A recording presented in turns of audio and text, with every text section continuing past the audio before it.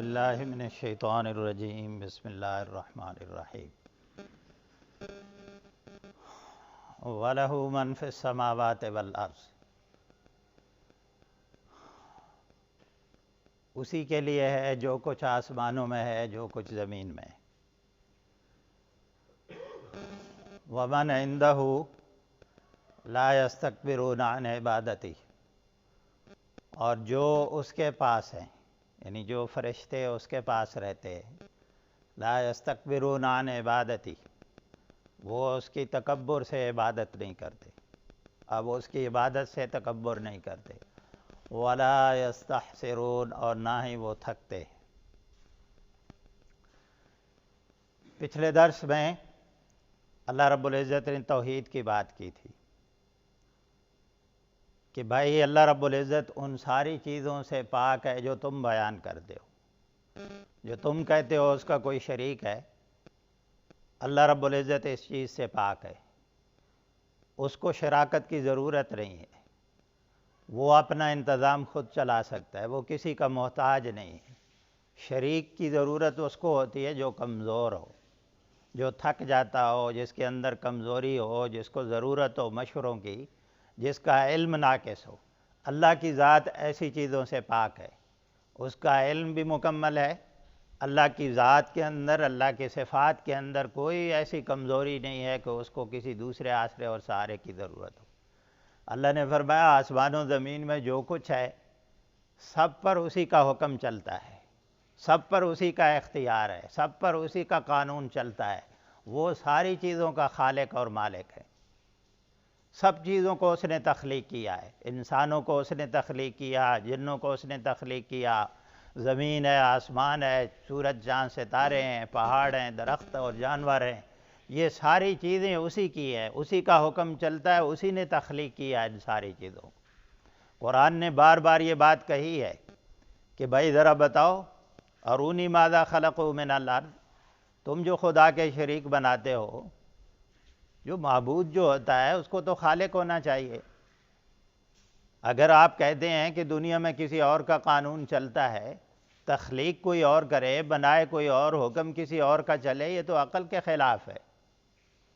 دنیا کا ایک قانون ہے کہ دنیا میں ایک فیکٹریاں ہیں، مختلف چیزیں بناتی ہیں، اس کو چیزوں کو مینوفیکچر کرتی ہیں، پھر اس کو چلانے کا، اس کو استعمال کرنے کا مینول وہی دیتی ہیں، وہی طریقہ بتاتی ہیں کہ اس کو کیسے چلانا ہے، اور ہر آدمی انہی کی طرف رجوع کرتا ہے کہ اس کا مینوفیکچرر کون ہے، کس نے بنایا ہے اس کو، کیسے وہ ہدایات دیتا ہے، وہ سارے اس کی ہدایات کو فالو کرتے ہیں۔ تو اللہ رب العزت نے فرمایا کہ جب آسمان و زمین کو بنایا اس نے ہے، ارونی ماذا خلقوا من الارض، مجھے دکھاؤ زمین میں کس نے کوئی تخلیق کی ہے۔ جب اللہ نے سب کچھ تخلیق کیا ہے تو حکم اور قانون بھی اسی کا چلنا چاہیے، اسی کی مرضی ہونی چاہیے، یہاں اس کی اطاعت اور فرمانبرداری کا نظام ہونا چاہیے، اور انسان کو یہ اختیار نہیں ہے کہ وہ اپنی مرضی اور قاعدے اور قانون کے مطابق، اپنی چاہت کے مطابق زندگی گزارے۔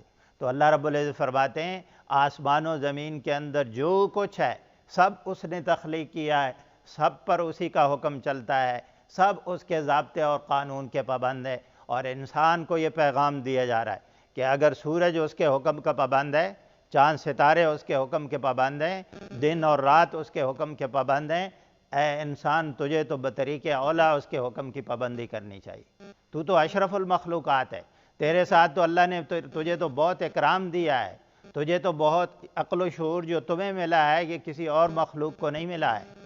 اللہ نے تمہیں اپنا خلیفہ اور نمائندہ بنایا ہے، تیرے لیے یہ مناسب نہیں ہے کہ تو اس کی نافرمانی کرے۔ تو یہ پیغام دیا جا رہا ہے۔ آگے اللہ رب العزت یہ فرماتے ہیں وَمَنْ عِنْدَهُ لَا يَسْتَكْبِرُونَ عَنْ عِبَادَتِهِ، جو کچھ اس کے پاس ہے، جو اس کے پاس ہے، یعنی فرشتوں کی طرف اشارہ ہے۔ مشرکین مکہ کا ایک عقیدہ یہ تھا کہ اول تو وہ قیامت کا انکار کرتے تھے، وہ کہتے تھے قیامت نے نہیں آنا ہے، وہ کہتے تھے کہ اگر بفرض محال قیامت آ گئی تو قیامت کے دن ہمارے یہ جو خدا بناتے ہیں، فرشتوں کو اللہ کی بیٹیاں کہتے تھے، یہ جو بت بنائے ہوئے ہیں یہ ہماری سفارش کر دیں گے، جس طرح ایک بیٹی اپنے باپ سے بات منوا لیتی ہے اور باپ اپنی بیٹیوں کے ناز اور نخرے برداشت کرتا ہے، ان کی ضد کو پورا کرتا ہے، ان کی بات کو پورا کرتا ہے۔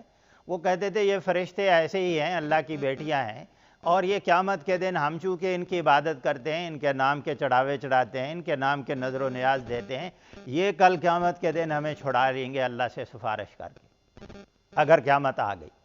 تو اللہ رب العزت نے فرمایا کہ جو فرشتے اللہ کے پاس ہوتے ہیں، جو حاملین عرش ہیں، جو بہت مقرب فرشتے ہیں اللہ تعالیٰ کے، وہ بھی اور دوسرے فرشتے بھی، یہ صرف قضاء و قدر کے احکامات یہ پورے کرتے ہیں، وہ لا یستکبرون عن عبادتی، وہ اس کی عبادت سے تکبر نہیں کرتے، وہ تو اس کے بندے ہیں، اس کی غلامی کر رہے ہیں، اس کی اطاعت فرما برداری میں لگے ہوئے ہیں، اس کی نافرمانی سے لا یعصون اللہ ما امرہم ویفعلون ما یؤمرون، وہ تو اللہ کے کسی حکم کی نافرمانی نہیں کرتے۔ یہ اس بات کی دلیل ہے کہ وہ بھی اس کے حکم کے پابند ہیں، وہ بھی اس کی غلامی کرتے ہیں، وہ بھی اس کے عذاب سے اور اس کی نافرمانی سے ڈرتے اور بچتے ہیں۔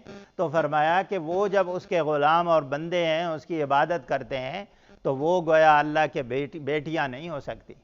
اور ومن عندہ سے مراد صرف فرشتے ہی نہیں، یہ بھی ہو سکتا ہے کہ جو اللہ کے بہت قریب ہیں، جو انبیاء ہیں، جن کو لوگ کہتے ہیں کہ یہ ہماری سفارش کر دیں گے اور ہم بچ جائیں گے، جی، اور یہ جو اللہ کے شریک بناتے ہیں اللہ کے نیک بندوں کو، قبروں پہ جاتے ہیں، مزاروں پہ جاتے ہیں، بیعت کر لیتے ہیں، یہ ایک تصور ہمارے معاشرے میں پایا جاتا ہے۔ تو اللہ رب العزت نے فرمایا جو جتنا اللہ کا مقرب ہوتا ہے وہ تو زیادہ اللہ کی طرف رجوع کرتا ہے، وہ تو زیادہ اللہ سے ڈرتا ہے اور اللہ کا خوف کھاتا ہے، وہ سارے اللہ کے محتاج ہیں، وہ اس کی عبادت سے تکبر نہیں کرتے، وہ تو اس کی فرما برداری کرتے ہیں، اس کے سامنے عاجزی کرتے ہیں۔ سو قیامت کے دن اگر کوئی شفاعت کا تصور ہے تو وہ یہی ہے کہ اللہ جس کو اجازت دے گا وہ سفارش کرے گا، اللہ جس پر رحمت کرنا چاہے گا، جس کو بچانا چاہے گا، اپنے بندوں میں سے کسی کو اختیار دے دے گا، یہ فضیلت ان کو دے دے گا کہ تم سفارش کرو، میں اس بندے پر رحم کرنا چاہتا ہوں۔ ایک پیغام ہمیں یہاں سے یہ ملتا ہے کہ تکبر یہ ہوتا ہے اصل میں کہ اس کی عبادت سے منہ موڑا جائے۔ یہاں اللہ نے لفظ استعمال کیا کہ وہ فرشتے جو اس کے پاس ہیں، وہ مقرب اللہ کے بندے، انبیاء، اولیاء، صالحین، شہداء، یہ سارے تو اس کی عبادت کرتے ہوئے فخر محسوس کرتے ہیں۔ تو یہ فرمایا کہ جو آدمی اس کی عبادت سے منہ موڑتا ہے یہ گویا بہت بڑا متکبر آدمی، اور یہ تکبر کرنا کسی انسان کو جچتا نہیں ہے، انسان کا حق نہیں ہے کہ وہ تکبر کرے، یہ حق صرف اللہ کی ذات کا ہے، کیونکہ اللہ کی ذات کے پاس جو کچھ ہے وہ لا زوال ہے، اس کا اپنا ہے، جو کچھ اللہ کے پاس ہے اس پہ کبھی زوال بھی نہیں ہے، اور اللہ رب العزت کو کسی نے دیا بھی نہیں ہے، اپنی ذاتی چیزیں اللہ رب العزت کی۔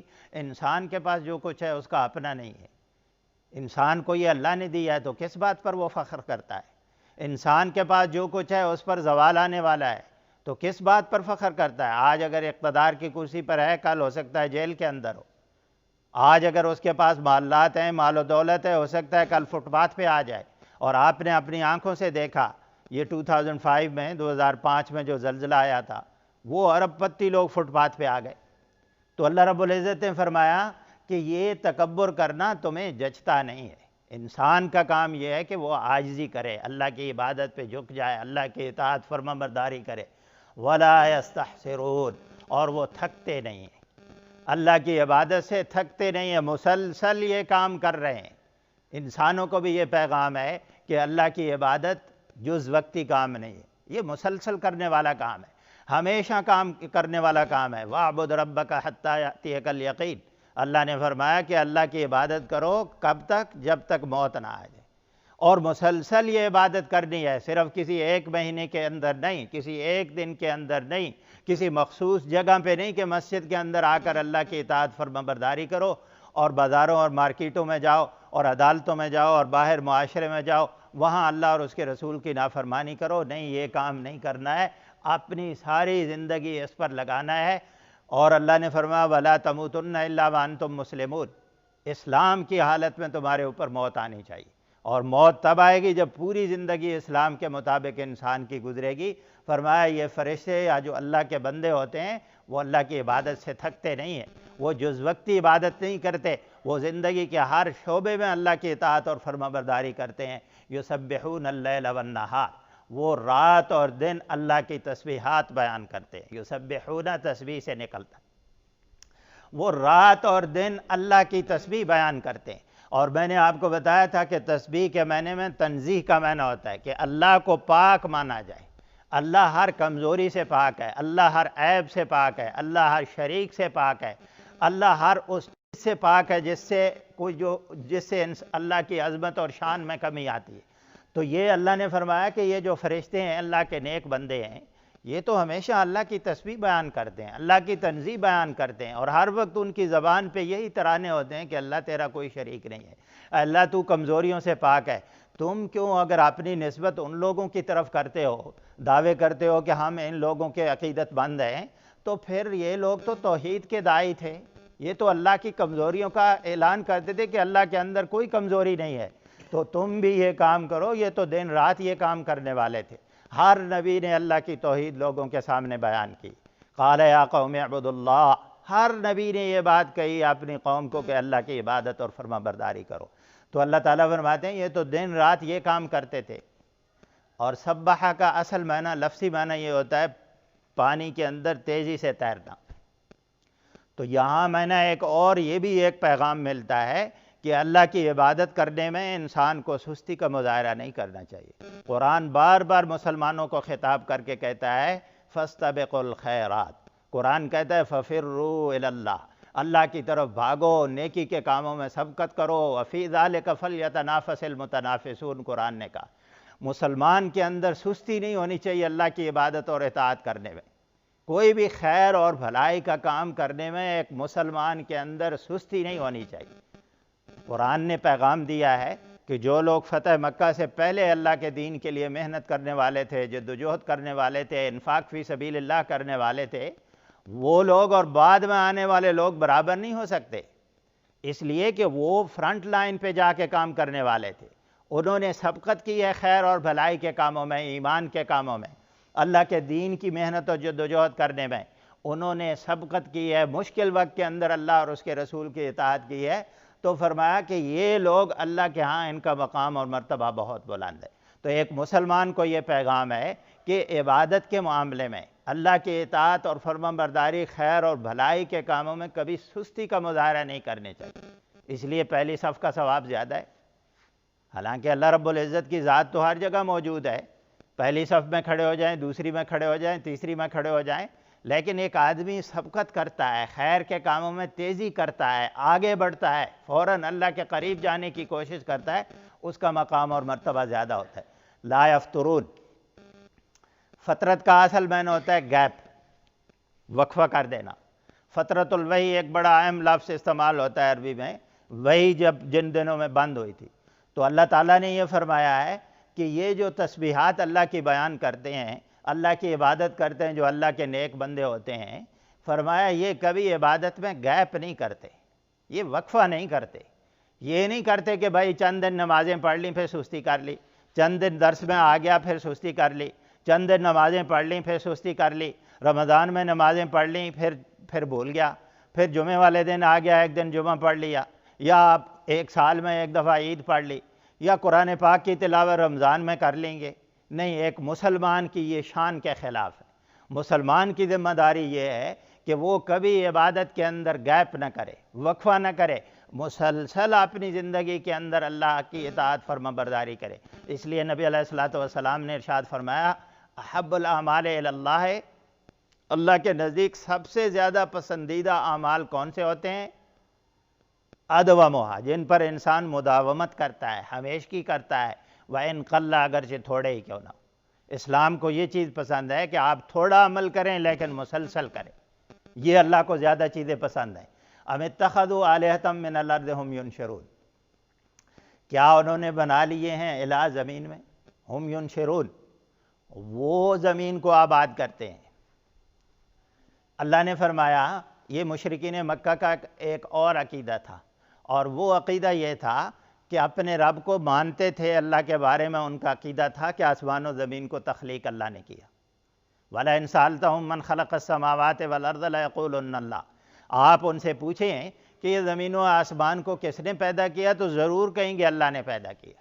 وہ اللہ کو رب العرش مانتے تھے، وہ کہتے تھے اللہ عرش کا مالک ہے، عرش کے اوپر بیٹھا ہے، اس کا اقتدار، اس کا حکم، اس کا قانون چلتا ہے، یہ ساری چیزیں وہ مانتے تھے. لیکن ساتھ ہی وہ یہ عقیدہ رکھتے تھے کہ اللہ رب العزت چونکہ زمین آسمانوں سے یا اللہ کے عرش سے بہت دور ایک خطہ ہے، لہذا اللہ رب العزت نعوذ باللہ زمین کے احکامات چلانے میں اللہ کے بس کی بات نہیں، اللہ کی عظمت اور شان کے اندر کمی کرتے تھے۔ وہ کہتے تھے زمین کے اختیار، اس کرے کے اختیار اللہ رب العزت نے فرشتوں کو دے دیے ہیں، اللہ رب العزت نے اپنے نیک بندوں کو دے دیے ہیں۔ اسی بنیاد پر ان کے نام کے بت بناتے تھے اور ان کی عبادت کرتے تھے، یعنی زمین کا علیحدہ خدا اور آسمانوں کا علیحدہ خدا مانتے تھے۔ تو اللہ رب العزت نے اس کی نفی کی اور فرمایا کہ کیا انہوں نے ایسا کر لیا کہ وہ کہتے ہیں زمین کے اندر کوئی اور الہ ہے؟ ہم ینشرون، یہ دلیل کے طور پر اللہ نے پیش کیا ہے۔ ینشرون کا معنی ہوتا ہے کسی چیز کو، مردہ چیز پڑی ہے اس کو کھڑا کر دینا، زندہ کر دینا۔ تو اس کا ایک مفہوم تو یہ ہے کہ یہ زمین کے اندر آپ دیکھتے نہیں ہیں، یہ زمین کے اندر آبادی کون کرتا ہے؟ مردہ زمین کو زندہ کون کرتا ہے؟ اگر تم کہتے ہو یہ زمین و آسمان کے نظام کو دیکھو، اس کے اندر کتنی مطابقت ہے، اس کے اندر کتنا توافق ہے کہ آسمانوں کا وہ رب اگر ہے تو اس کو کیا ضرورت ہے زمین کے انتظامات کرنے میں؟ زمین کو آباد کرے، زمین سے غلے اگائے، زمین سے فصلیں اگائے، آسمانوں سے بارش کا انتظام کرے، آسمان کا سورج زمین کی فصلوں کے لیے کام آئے، اس کی روشنی، چاند کی روشنی زمین کی فصلوں کے لیے، انسانوں کے لیے کام آئے۔ یہ ایک ایک چیز پر، اس نظام پر آپ غور کریں تو ایک مطابقت ہے اس نظام کے اندر۔ یہ اس بات کی دلیل ہے کہ ان دونوں کا رب ایک ہے، زمین پر بھی اس کا حکم چلتا ہے، آسمان پر بھی اس کا حکم چلتا ہے۔ تو اللہ رب العزت نے فرمایا یہ زمین کے اندر جو آبادی آپ کو نظر آتی ہے یہ کون کرتا ہے؟ یہ فصلیں خوبصورت کون اگاتا ہے تمہارے لیے؟ خوبصورت پھول جو زمین کے اندر تمہیں نظر آتے ہیں، یہ سبزہ جو زمین کے اندر تمہیں نظر آتا ہے، خوبصورت پھل جو درختوں کے اوپر لگتے ہیں، یہ خوبصورت پرندے، ان کے اوپر ڈیزائن دیکھیں، نقش و نگار دیکھیں تو انسان کی عقل تنگ رہ جاتی ہے۔ یہ کون کرتا ہے؟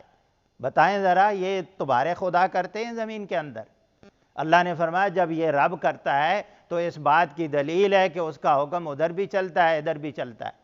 اور دوسرا معنی ہے اس کا انسانوں کے بارے میں کہ یہ ذرا بتاؤ تمہارے یہ خدا زمین کے اندر کسی کو زندہ کر سکتے ہیں؟ کسی کو زندگی دے سکتے ہیں؟ کسی کو انہوں نے بنایا ہو، تخلیق کیا ہو، انسانوں کو بنایا ہو، جنوں کو بنایا ہو، درختوں اور پرندوں کو بنایا ہو، ہواؤں اور پانیوں کو بنایا ہو؟ کس چیز کو انہوں نے بنایا زمین کے اندر؟ اور کس چیز کو دوبارہ وہ زندہ کر سکتے ہیں؟ یہ انسانوں کو زندہ کرنے والی ذات، دوبارہ زندگی دینے والی ذات بھی اللہ کی ذات ہے، ان کی نشو و نما کرنے والی بھی اللہ کی ذات ہے، ان کے رزق کے انتظام کرنے والی اللہ کی ذات ہے۔ تو یہ اس بات کی دلیل ہے کہ اللہ رب العزت وحدہ لا شریک ہے۔ لو کان فیہما آلہۃ، اگر ہوتے فیہما، آسمان و زمین کی طرف لوٹ رہا ہے، زمین و آسمان کے اندر کوئی اور الہ ہوتے، کئی الہ ہوتے، یہ نکرہ ہے، ایک سے بڑھ کر کئی اور الہ ہوتے زمین و آسمان کے اندر، الا اللہ، اللہ کے علاوہ، لفسدتا، تو یہ زمین کا نظام بگڑ جاتا، آسمان و زمین کا نظام بگڑ جاتا۔ آپ دیکھیں ایک چھوٹا سا گھر ہوتا ہے، ایک گھر کے اندر اگر دو سربراہ آ جائیں اس گھر کا نظام نہیں چل سکتا۔ ایک سکول ہوتا ہے، ایک ادارہ ہوتا ہے، کسی ادارے کے اندر اگر دو سربراہ آ جائیں نظام نہیں چل سکتا، کھینچتانی شروع ہو جاتی ہے۔ کوئی فیکٹری ہے، کوئی ادارہ ہے، کوئی دنیا کا کوئی کونا، کوئی ملک دیکھ لیں، کسی ملک، اپنے ملک کے اندر دیکھ لیں، پرائم منسٹر، وزیر اعظم کے پاس اختیارات زیادہ ہوں تو صدر بے بس ہو جاتا ہے، صدر کے پاس زیادہ ہوں دونوں کی کلیش چلتی رہتی ہے، کئی دفعہ اسمبلیاں ٹوٹی ہیں۔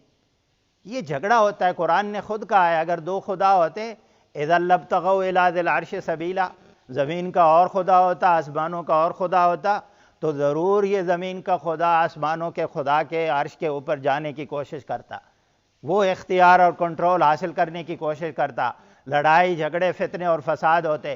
یہ جو منظم نظام کائنات کا آپ کو دیکھتا ہوگا چلتا نظر آتا ہے آپ کو، یہ جو منظم نظام ہے یہ اس بات کی دلیل ہے کہ اللہ وحدہ لا شریک ہے، نہیں تو یہ نظام بگڑ جاتا۔ کبھی آپ نے نہیں دیکھا کہ سورج طلوع ہونے میں دیر لگا گیا ہو، کبھی آپ نے نہیں دیکھا غروب ہونے میں دیر لگا گیا ہو، کبھی آپ نے نہیں دیکھا یہ ستارے، سورج، چاند، ستارے یہ سارے اپنے راستے سے ہٹ جائیں، رات اور دن کے آنے میں ایک لمحے کی دیر ہو جائے، موسموں کے آنے میں مختلف واقعات، معاملات دنیا کے اندر ہوتے ہیں، کبھی کوئی بگاڑ، کوئی فیلئر، کوئی ناکامی آپ کو اس نظام کے اندر نہیں نظر آئے گی۔ یہ اس بات کی دلیل ہے کہ اللہ وحدہ لا شریک ہے۔ دو خدا ہوتے تو یقیناً اس نظام کے اندر بگاڑ ہوتا۔ تو اللہ تعالیٰ فرماتے ہیں یہ دلیل ہے اس بات کی کہ اللہ رب العزت وحدہ لا شریک ہے۔ فسبحان اللہ، اللہ ایسی کمزوریوں سے پاک ہے۔ اللہ کو ضرورت نہیں ہے، اللہ کو کسی آسرے اور سہارے کی ضرورت نہیں ہے۔ اللہ کو نہ نیند آتی ہے کہ اس کو کسی دوسرے خدا کی ضرورت ہو، کسی دوسرے مددگار کی ضرورت ہو، نہ اس کو اونگ آتی ہے، نہ کبھی وما مسنا من لغوب، نہ اس کو تھکاوٹ آتی ہے، نہ وہ عقل اور حکمت اور شعور کے لحاظ سے نعوذ باللہ ناقص ہے کہ کسی دوسرے آسرے اور سہارے کی ضرورت ہے۔ اللہ رب العزت فرماتے ہیں فسبحان اللہ، اللہ رب العزت پاک ہے ایسی چیزوں سے۔ فسبحان اللہ، اللہ ایسی چیزوں سے پاک ہے۔ نیچے کرو۔ رب العرش، وہ عرش کا مالک ہے، یعنی عرش کے اوپر بیٹھا ہے، تمام قوتوں، طاقتوں اور اختیارات کا وہی مالک ہے۔ وَيَخْلُقُ مَا يَشَاءُ وَيَخْتَارُ، اللہ رب العزت نے ہی سب کچھ تخلیق کیا اور اختیار بھی اسی کے پاس ہے۔